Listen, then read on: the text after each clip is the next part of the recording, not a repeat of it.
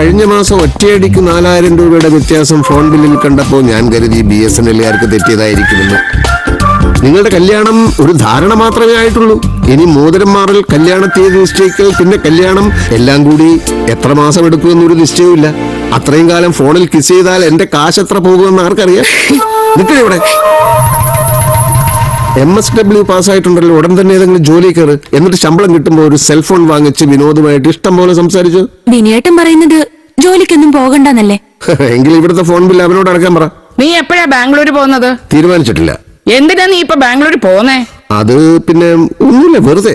വെറുതെ ആണെങ്കിൽ ബാംഗ്ലൂരിൽ തന്നെ പോണമെന്നുണ്ടോ? വല്ല നെടുമങ്ങാട്ടോ സുൽത്താൻ ബത്തേരിയിലോ പോയാ പോരെ? അല്ല, ഞാൻ ബാംഗ്ലൂർ പോകുന്ന കാര്യം അമ്മയോട് ആര് പറഞ്ഞു? അതാരെങ്കിലും ആയിക്കോട്ടെ, എന്താ നിന്റെ ഉദ്ദേശം? ഇവളും വിനോദുമായിട്ടുള്ള കല്യാണം തീരുമാനിച്ചിരിക്കുന്നുള്ള ഓർമ്മ വേണം. അതും ഈ ബാംഗ്ലൂരുമായിട്ട് ബന്ധമുണ്ടല്ലോ.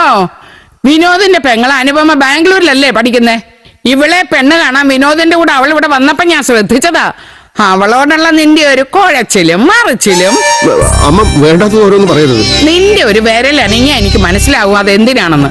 നീ ഇടയ്ക്കിടയ്ക്ക് ഫോൺ വിളിക്കാറുണ്ടെന്നോ അങ്ങോട്ട് ചെല്ലുന്നുണ്ടെന്നോ ഒക്കെ അവള് തന്നെയാ പറഞ്ഞത്. ആ കുട്ടി വിളിച്ചോ? നീ ചെല്ലുന്ന ഡേറ്റ് അറിയാൻ. നിന്റെ പകുതി പ്രായമുള്ള ആ കുട്ടിക്ക്. വിനോദ് അറിഞ്ഞാൽ നിന്റെ കാലം തല്ലി ഓടിക്കും. അമ്മ ഞാൻ ഒന്നും മിണ്ടാടാ.